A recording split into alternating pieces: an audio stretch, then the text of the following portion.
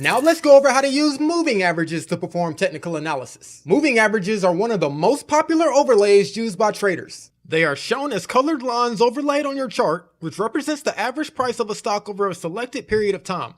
The number or length you select for the moving averages will become the amount of days calculated into the moving average. For example, a 200-day moving average would show the average stock closing price for the past 200 days. Moving averages can provide you with all sorts of stock data, such as helping you to identify when stock trends have begun or ended. The two lines applied to the candlestick day chart shown here are the 200-day simple moving average and the 50-day simple moving average. They represent the closing price average from the past 50 days and the past 200 days.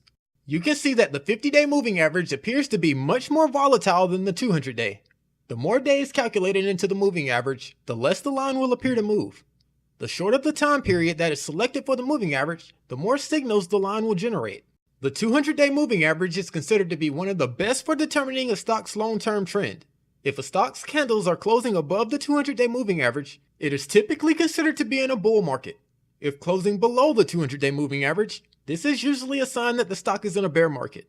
Applying both the 50-day and the 200-day moving averages together on the candlestick chart can provide great insight into the price action and movement of a stock. A great trading strategy to use with moving averages is called the moving averages crossover strategy. When an X is formed after the 50-day moving average crosses above the 200-day moving average, this is called a golden cross. A golden cross is an extremely bullish signal which tells us that the price is likely to continue upwards. When an X is formed after the 50-day moving average crosses below the 200-day moving average, this is called a death cross. A death cross is one of the most bearish signals that you can receive. When a death cross occurs, you can expect the price to fall and move into a downtrend. Moving averages not only provide insight into trend direction, but like other overlays, they can also serve as support and resistance levels. For example, if the stock is trading below the 200-day moving average, it can serve as a resistance level. If it's trading above the 200-day, it can serve as a support level. There are multiple types of moving averages that can be used depending on your trading style.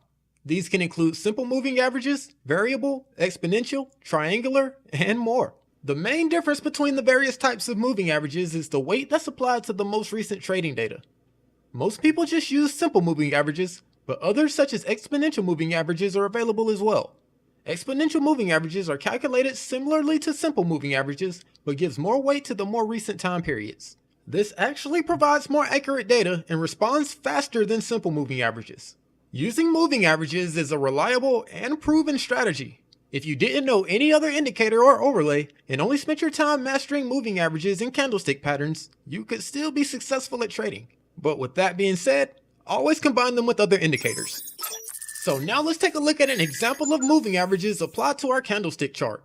To add moving averages to your chart on TradingView, let's click the indicator icon here. From here, we're going to search for moving average. There are several types to choose from, but we're simply going to choose the one that just says moving average under built-ins. So if you look closely, you can see that a moving average has been added to our candlestick chart. Let's double click on the moving average and change the length to 50. When using a day chart, I like to apply both the 50-day and the 200-day moving averages. So let's add the 200-day moving average to our chart as well. This is done in the same way that we just did for the 50-day. The 50-day moving average represents the average price over the past 50 days, while the 200-day moving average represents the price over the past 200 days. So if we take a look at our moving averages, you can see that the 50-day moving average follows the price movement much more closely than the 200-day. This is because the 50-day moving average has fewer periods in its calculations. Moving averages can be used in several different ways, but my favorite method is to use a crossover strategy with the 50 and 200-day moving averages. So if we take a look at the start of our chart here, we can see that the 50-day moving average crossed above the 200-day moving average. This is called a golden cross and is considered to be a major bullish signal. You can see that after the golden cross was formed, the stock went into a massive uptrend and the 50-day moving average served as a support level for the price movement. But then the uptrend stalled and the 50-day moving average crossed below the 200-day moving average. This is called a death cross and is considered to be a major bear signal. When a death cross is formed, this is when you want to start looking to exit your position.